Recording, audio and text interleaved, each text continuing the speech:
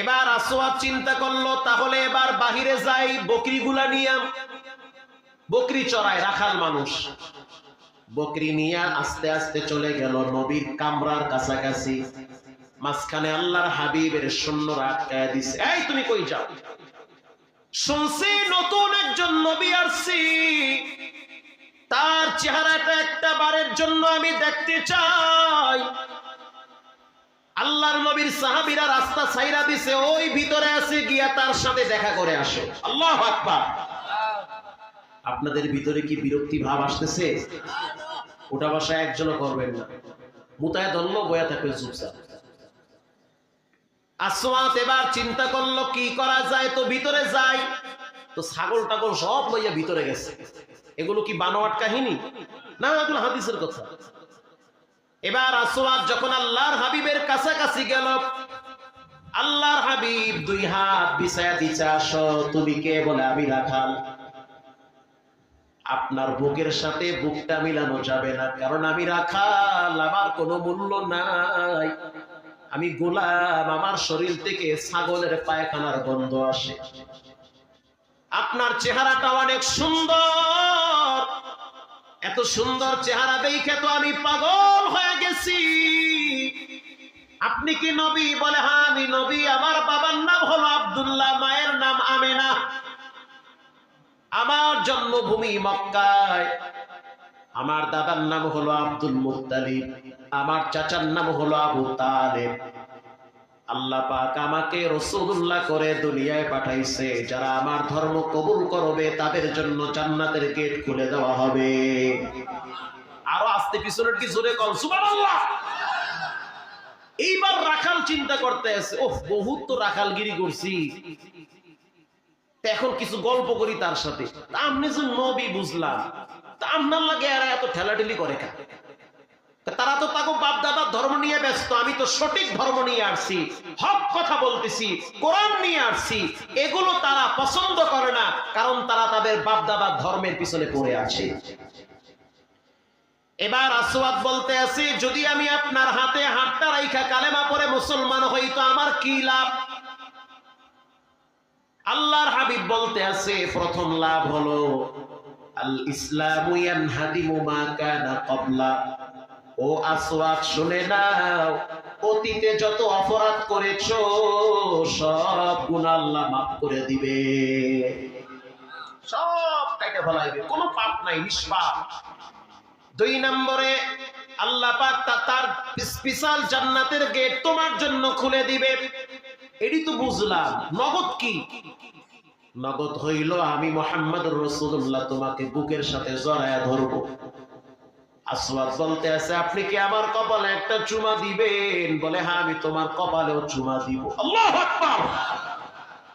আসওয়াদ বলতে আছে, আমার শরীর থেকে তো গন্ধ আসে, কেমনে আপনি চুমা দিবেন আমারে? আল্লাহর হাবিব বলতে আছে, আসওয়াদ তুমি যদি এখন কালেমা পড়ো তোমার শরীর থেকে মিশক আম্বরের ঘ্রাণ বের হবে। বলার সাথে সাথে হাতটা বাড়ায় দিছে, লা ইলাহা ইল্লাল্লাহু মুহাম্মাদুর রাসূলুল্লাহ। মুহাম্মদ হামিদু হামদু খুদা বস, খুদা হামদু মুহাম্মদ মুস্তাফা বস, তাহা তক है रबूबियत खुदा की, वहाँ तक है नबूवत मुस्तफा की। नारे तकबीर। রাসূলুল্লাহ কোন বাচ্চার মাথায় যদি হাত বুলায়া দিত 7 দিন পর্যন্ত ঘেরান ছড়ায়া যাইত। তোমার শরীর দিয়ে কি বাইরে এটা চিন্তা করে দেখো। মাঝে মাঝে আতর মাখতে হয়, হয় কি হয় না? এই যে মুরব্বীরা আতর মাখে, কত সুন্দর ঘ্রাণ চতুর্দিকে ছড়িয়ে পড়ে, খুব ভালো লাগে। আসওয়াদ যখন মুসলমান হয়ে গেল, এদিকে যুদ্ধ শুরু হয়ে গেছে। আল্লাহর হাবিব আসওয়াদকে বুকের সাথে জড়াইয়া কপালে একটা চুমো দিয়েছে, ধন্য কপাল। এবার যুদ্ধের ময়দানে, ওই যুদ্ধে প্রায় 20 জন সাহাবী শহীদ হয়ে গেছে। কতজন? 20 জন। আর এক বর্ণনায় আছে 17 জন সাহাবী শহীদ হয়ে গেল। আল্লাহর হাবিব বলতে আছে, আমার ওই আসওয়াদ কই? যে আসওয়াদ গরিব মানুষ রাখাল ছিল, আমার কাছে আইসা আমার হাতে হাত রাইখা কালেমা পয়রা মুসলমান হয়ে গেছে। আল্লাহর নবী তো গরিবেরও বন্ধু, এতিমেরও দরদি। কই আমার সেই গরিব সাহাবী আসওয়াদ? সাহাবায়ে কেরাম খুঁজতেছে, কোথাও পায় না। খুঁজতে খুঁজতে গিয়ে দেখতে আছে পাহাড়ের পাশে আসওয়াদ পড়ে আছে রক্তাক্ত অবস্থায়। আল্লাহর হাবিব রাহমাতুল লিল আলামিন তার চোখ আসওয়াদের দিকে একবার দৃষ্টি দিয়েছে। দৃষ্টি দেওয়ার পরে মুস্কি হেসে দিয়ে চেহারা ফিরায় নিস। আল্লাহু আকবার। আল্লাহর হাবিব বলতে আছে, ও সাহাবীরা, আমি তাকায় দেখলাম আসওয়াদের দেহটার উপরে জান্নাতের হুরেরা জান্নাতের পানি দিয়া গোসল করাইতেছে। সাহাবায়ে কেরাম বলতে আছে, এমন একজন সাহাবী জীবনে একদিনও নামাজ পড়ে নাই, একবারও হজ করে নাই, একবারও যাকাত দেয় নাই, একটা দিনও রোজা রাখে নাই, শুধুমাত্র কালেমা পড়ছে আর যুদ্ধের ময়দানে গেছে। রব্বুল আলামিন তাকে বিনা হিসাবে জান্নাতুল ফিরদাউসের মেহমান বানাইছে। তাহলে বলেন ইমানের দাম আছে না নাই? পায়ে হাত দিয়ে বলি বাবা, ইমান সাইরেন না, মজবুত কইরা ইমানটারে শক্ত করে ধরে। ইমানের প্রথম দাবি হলো নামাজ। কথা বলেন না? ইমানের প্রথম দাবি নামাজ। নামাজ সাইরেন না, নামাজ সাইরেন না, বিপদে পড়বেন, ধরা খাবে। শেষ সময় হুজুরের কাছে তাবিজের জন্য গেলে কোনো লাভ হবে না। মুরব্বীদের সাথে বেয়াদবি করবেন না, আলেমদের সাথে কখনোই দুশমনি করবেন না। বর্তমান যুগে আমরা দেখতে পাই যারাই আলেমদের সাথে বেয়াদবি করে তাদের শেষ পরিণাম ভালো হয় না। কেন ভালো হয় না শুনে নেন। আলেমদের বিরুদ্ধে মিথ্যা মামলা দিবেন, আল্লাহ পাক আপনার জন্য হাজার হাজার মামলা সাজায় রাখছে। আলেমদেরকে মিথ্যা অপবাদ দিয়ে জেলখানায় ঢুকাইবেন, রবের রিমান্ড আপনার জন্য তৈরি করা হইতেছে। এজন্য খবরদার, আলেমদের সাথে দুশমনি করবেন না। পারলে সম্পর্ক রাখেন, তা না হলে দূরে চলে যান। বেয়াদবির চেয়ে গায়রে হাজিরা থাকা অনেক ভালো, ঠিক না বেঠিক? ইমানের মর্যাদা অনেক বেশি আল্লাহর কাছে। এজন্য রব্বুল আলামিন বলেন, ওয়া আমিলুস সালিহাত, যারা ঈমান আনে, নেক আমল করে। নেক আমল হলো সুবহানাল্লাহ, নেক আমল হলো আলহামদুলিল্লাহ, নেক আমল হলো লা ইলাহা ইল্লাল্লাহ, লা ইলাহা ইল্লাল্লাহ। সবাই লা ইলাহা ইল্লাল্লাহ। আরো জোরে লা ইলাহা ইল্লাল্লাহ। এর ধাক্কা দেন জোরে জোরে জোরে। লা ইলাহা ইল্লাল্লাহ, লা ইলাহা ইল্লাল্লাহ, লা ইলাহা ইল্লাল্লাহ। মাজার বাজার গায়রুল্লাহ। কথা ঠিক না? মাজার বাজার গায়রুল্লাহ, দরগা দুর্গা গায়রুল্লাহ, জিন ফিরিস্তা গায়রুল্লাহ, লা ইলাহা ইল্লাল্লাহ, লা ইলাহা ইল্লাল্লাহ। জোরে ইল্লাল্লাহ, লা ইলাহা ইল্লাল্লাহ, লা ইলাহা ইল্লাল্লাহ। খারাপ লাগে? খারাপ লাগে? খারাপ যদি না লাগে, বোমান মেহান বই রেছেন কাবিছেন, কি সমস্যা কি? জিব্বা লড়ায় ধাক্কা দেন। আরে মেয়ে হাবিবুর রহমান যুক্তিবাদী বুড়ো হয়ে গেছে গা। ডাক্তারে কয় হাট এত মজবুত কেন? আল্লাহর জিকির দিয়ে এখানে গাই মারি, এজন্য হাট স্ট্রং হয়ে আছে। আর তুমি তো লেতায় গেছো অল্প বয়সে।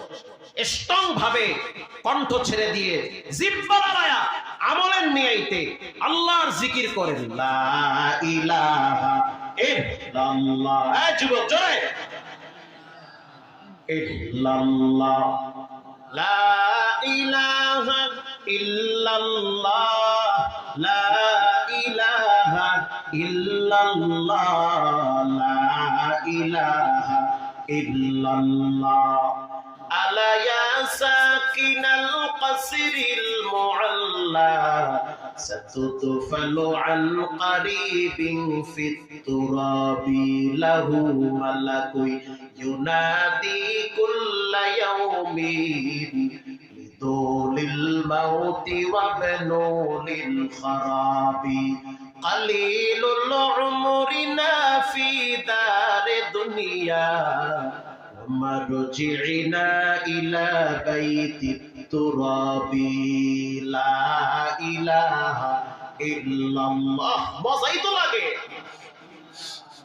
إلا الله لا إله إلا الله لا إله إلا الله لا إله إلا الله لا إله إلا الله لا إله إلا الله محمد رسول الله صلى الله عليه وسلم নারায়ে তাকবীর আপনাদের কি খারাপ লাগছে আমার তো মজাই লাগছে জিকির করতে ভালোই তো লাগে করতে গাড়িতে বসে থাকি আল্লাহর নামের জিকিরে যে এত মজা এটা কোটি টাকা দিলেও মজা পাওয়া যায় না যখন মানসিক যন্ত্রণায় ভুগি তখন জিকির করি যখন দুনিয়ার ঝামেলা ফেস করতে হয় অনেক জায়গায় অনেক সমস্যা ফেস করা লাগে উপরের চাপ নিচের চাপ এই লাইনের চাপ ওই লাইনের চাপ কারণ আমি তো জুমা পড়াই রাজারবাগ পুলিশ লাইনের মোহের দ্বারে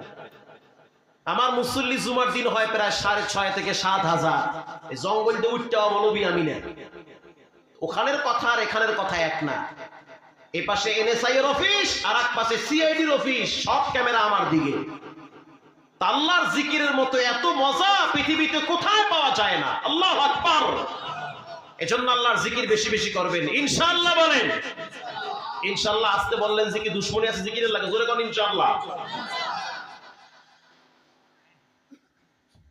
যার ভিতরে ঈমান আছে নেক আমল আছে তার মর্যাদা আল্লাহ বাড়ায় দেয় রাস্তায় হাঁটতেছেন ইট পড়ে আছে ফালায়া দেন রাসূল বলেন আমলনামায় সদকার নেকি জমা হয়ে যায় আর আস্তে খাবার খাইতে আছেন একজন মানুষকে ডেকে বলেন আসো আমার দস্তরখানায় তোমার মতো নামাজিওয়ালা ব্যক্তিও যেন শরীক হয় একা কেন খান খালি পেটটাই বড় করেন খাইয়া দুই চারটা ডাক্কে খাওয়ান রাসূল বলেন ও মুআজ ইবনে জাবাল তোমার দস্তরখানায় দুই চারটা নামাজিওয়ালা ব্যক্তিকেও শরীক করে নাও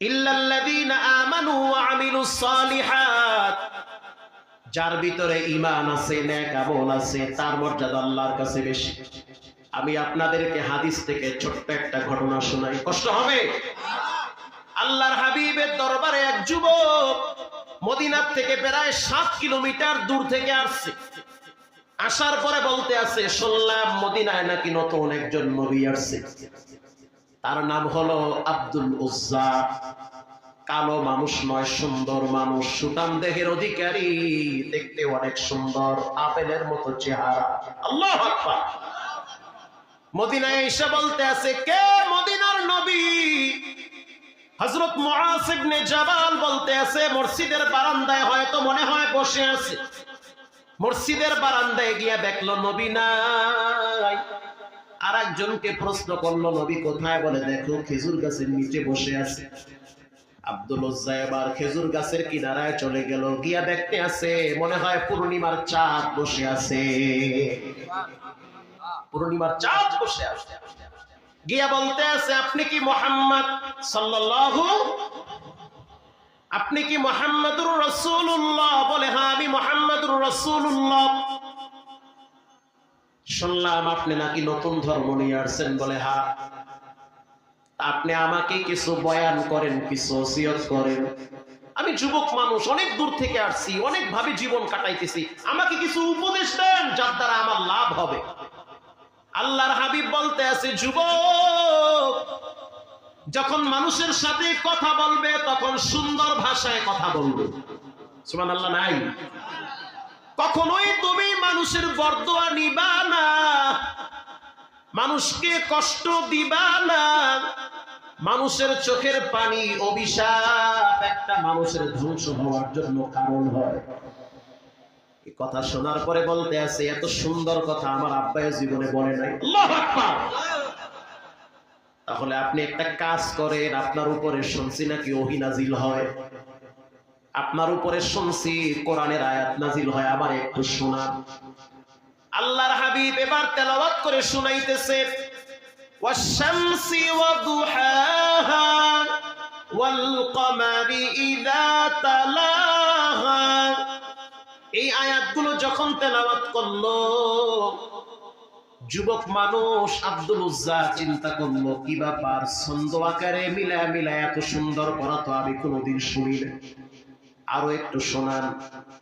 আল্লাহর হাবিব এবার তেলাওয়াত করে শোনাইতেছে, ওয়ান নাজমি ইযা হাওয়া মা দাল্লা সাহিবুকুম ওয়া মা গাওয়া ওয়া মা ইয়ানতিকু আনিল হাওয়া ইন হুয়া ইল্লা ওয়াহয়ু ইউহা।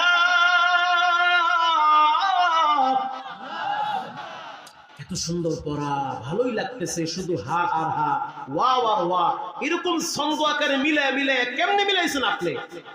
আল্লাহর রাসূল বলে আমি মিলাই নাই, তোমার আল্লাহ আমার আল্লাহ তিনি মিলাইছে।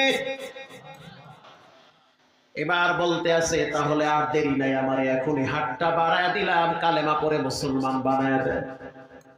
আল্লাহর হাবিব মুসলমান বানায় দিছে। যুবক এবার চলে গেছে তার বাড়িতে। এই যুবকরা, কষ্ট হয় তোমাদের? বাড়িতে চলে গেছে।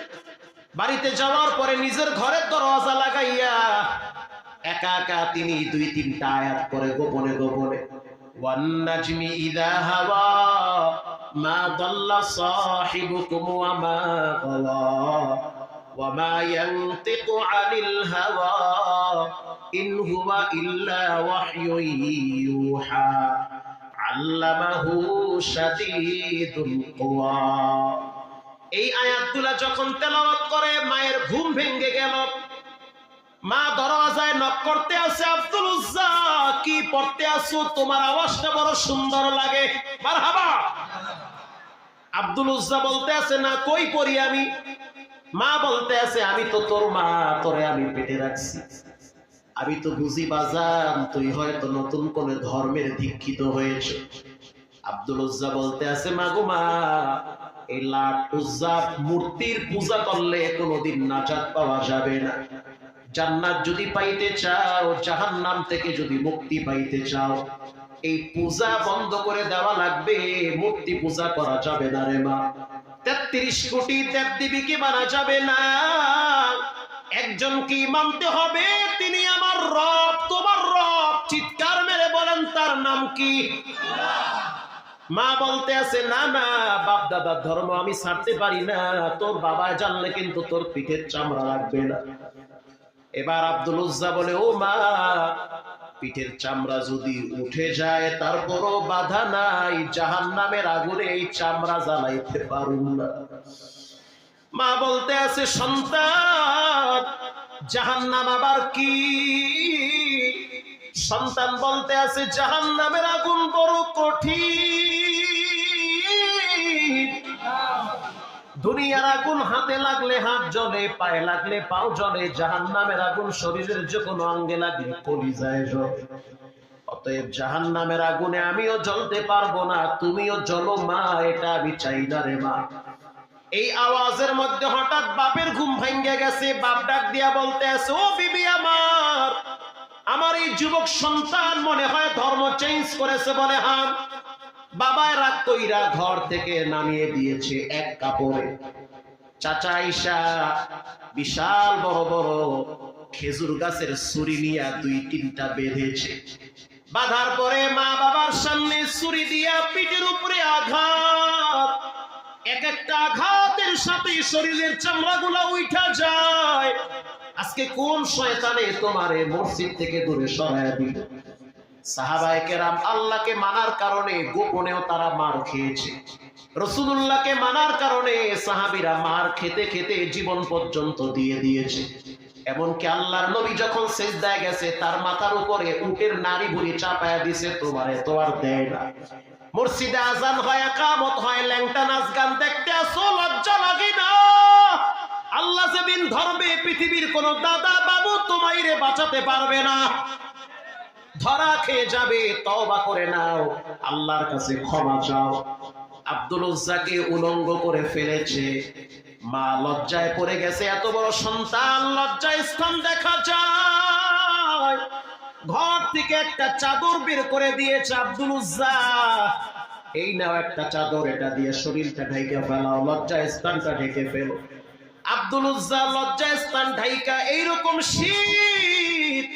শীতের ভিতরে কাঁপতে কাঁপতে কাঁপতে কাঁপতে নবুয়তের দরওয়াজা রাহমাতুল লিল আলামিনের কদমের কিনারায় গিয়ে বসে বলল, আল্লাহু আকবার। আল্লাহর হাবিব বলতে আছে, অপেক্ষায় তখন আমি ঘর থেকে আসি। ঘর থেকে একটা বড় চাদর আইনা বলতে আছে, তোমার নাম আব্দুল উজ্জা না, আজ থেকে তোমার নাম হলো আব্দুল্লাহ। আমি নবী তোমার নাম রাইখা দিছি আব্দুল্লাহ, আজ থেকে তোমার নাম হলো আব্দুল্লাহ জুলবিজাদাইন। মানে এক চাদরের দুইটা অংশ। নবী একটা চাদর দিয়া বলতে আছে, অর্ধেক কইরা শরীর ঢাকো, বাকি অর্ধেক লজ্জা স্থান ঢাকো।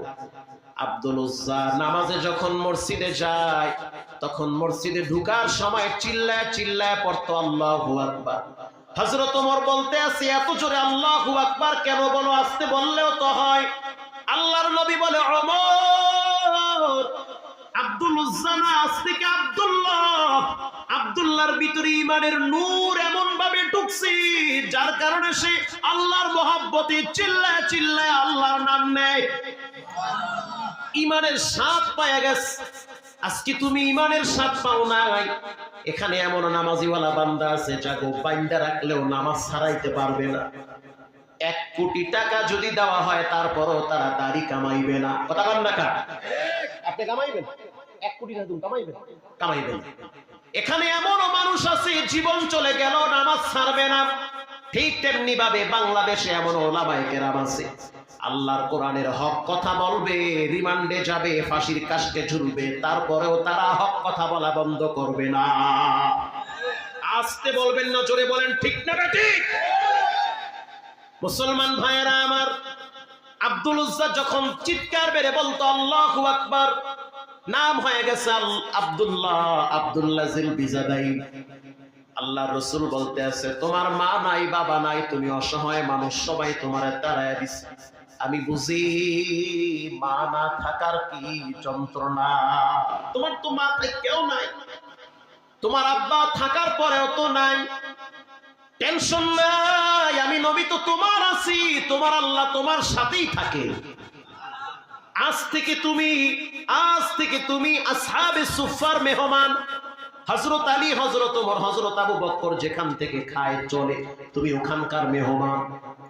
যুদ্ধের দামামা বেজে উঠছে, আমার দিকে কোনো সাউন্ড করবেন না। যুদ্ধের দামামা বেজে উঠছে, আল্লাহর হাবিব সাহাবায়ে কেরামদেরকে নিয়ে যুদ্ধের ময়দানে রওনা হয়। সাথে আব্দুল্লাহ রয়েছে। কথা কি বুঝতেছেন? আব্দুল্লাহ আছে, যুবক মানুষ, এখনো বিয়ে করে নাই। ঈমানের কি মজা! সাহাবায়ে কেরাম আল্লাহর নাম নিতে যেই পরিমাণ মজা পায়, তুমি 3 বেলা খাইয়াও তো ওই পরিমাণ মজা পাও না। আল্লাহর নবীর সাহাবীরা এত মজা পাইতো, ঈমানের নূর, এটা এক দামি নূর। কিছু দূর যাওয়ার পরে অসুস্থ হয়ে গেছে, জ্বর, কপালে হাত দেওয়া যায় না, হাত পুড়ে যায়, চোখ থেকে পানি পড়তেছে। জ্বরের এত তীব্রতা, জ্বর আসে জাহান্নামের আগুন থেকে, জ্বরের তীব্রতা, হাঁটতে পারে না। কিছু দূর যাওয়ার পরে বসে পড়ল। সাহাবীরা বলতে আছে, আব্দুল্লাহ কি হয়েছে ভাই? বলে, এই মুহূর্তে আমার মায়ের কথা মনে পড়ছে, এই মুহূর্তে আমার আব্বার কথা মনে পড়ছে, কারণ আমার মায়ে তো আমার পেটে রাখছে। আজকে আমি অসুস্থ, যদি আমার মা থাকতো তাহলে আমার কপালে একটু হাত দিয়া সেবা করত। আজকে যদি আমার আব্বায় থাকতো তাহলে আমার পাশে বসে হয়তো একটু যত্ন নিত। ঈমান কবুল করার কারণে মা বাবাকে হারাইছি, আফসোস নাই, আমার নবী তো আমার কাছেই আছে। আল্লাহু আকবার। আল্লাহর নবী এই সাহাবীর কাছে চলে আসছে। আসার পরে বলতে আছে, আব্দুল্লাহ কেমন আছো তুমি? বলতে আছে, হুজুর আমি ভালো আছি, তবে শরীরটা ভালো না, দুর্বল হয়ে গেছে। আমি হয়তো যুদ্ধের ময়দানে যেতে পারবো না, আমার সময় বুঝি শেষের দিকে। আল্লাহর হাবিব এই আব্দুল্লাহর মাথাটা নিজের কোলের উপরে রাইখা দিছে। আল্লাহু আকবার। সরদারে নবুয়ত তার কোলের উপরে আব্দুল্লাহর মাথা রাখছে। মাথা রাখার পরে হাত দিয়া মাথা বুলায়া দিতেছে নবীজি নিজে, হাত দিয়া মাথা বুলায়া দেয়। আর তার চোখের দিকে তাকাইয়া আছি, আব্দুল্লাহ কান্দিস না, তোর মা নাই আব্বা নাই, কি হইছে? তোর তো রব আছে, কাঁদবি না। আমি জানি মা থাক না থাকার কি জ্বালা। আহারে, যার আব্বা নাই মা নাই সে বুঝে কত বড় নেয়ামত হারায় ফেলাইছে। যার মা নাই সে বুঝে কত দামি সম্পদ হারায় ফেলাইছে। আমি যদি একদিন মায়ের সাথে কথা না বলি আমার কলিজাটা ছিঁড়ে যায়।